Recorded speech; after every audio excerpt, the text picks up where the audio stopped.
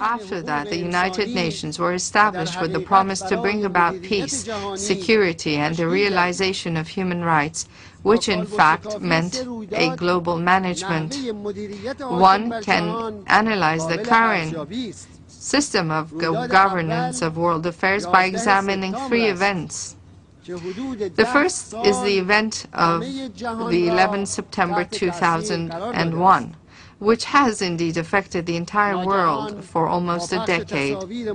We recall that at the time, suddenly, the news of an attack on the Twin Towers was broadcast, using numerous footages of the incident.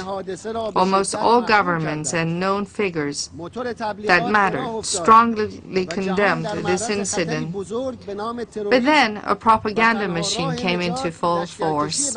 It was implied that the whole world was now exposed to a huge danger, namely that of terrorism, and that the only way to save the world would be to deploy forces into Afghanistan. Eventually, Afghanistan and shortly thereafter, Iraq were occupied. Now please take note. It was said that some 3,000 people were killed on September 11, for which we are all very saddened. Yet, up until now, in Afghanistan and Iraq, hundreds of thousands of people have been killed, millions wounded and displaced, and the conflict is still going on and expanding. In identifying those responsible behind the September 11 attacks, there were three viewpoints.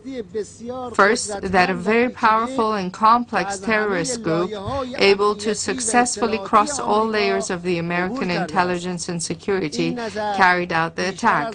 This is the prevalent viewpoint, which has been supported mainly and advocated by American statesmen. Second, that some segments within the U.S. government orchestrated the attack to reverse the declining American economy and its grips on the Middle East in order to save the Zionist regime.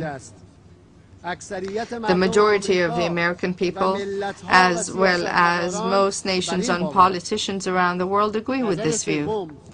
Third, it was carried out by a terrorist group, but that the American government supported and took advantage of the situation. Apparently, this viewpoint has fewer proponents. The main evidence for this viewpoint links the incident with a few passports found in the huge volume of rubble, and a video of an individual whose place of domicile was unknown, but it was announced that he had been involved in oil deals with some American officials. It was also covered up and said that due to the explosion and fire, no trace of suicide attackers was found. Regardless of each of these three viewpoints, there remain a few questions to be answered. First, would it not have been sensible that first a thorough investigation should have been conducted by independent groups to conclusively identify the elements involved in the attack and then map out a rational plan to take measures against them? Second, assuming the viewpoint of the American government, is it rational to launch a classic war through widespread deployment of troops that led to the death of hundreds of thousands of people to counter a terrorist group? Third, was it not possible to act the way Iran conducted the Rigi operations, fighting the Rigi terrorist group who killed and wounded 400 innocent people? In the Iranian operation, no innocent person was harmed.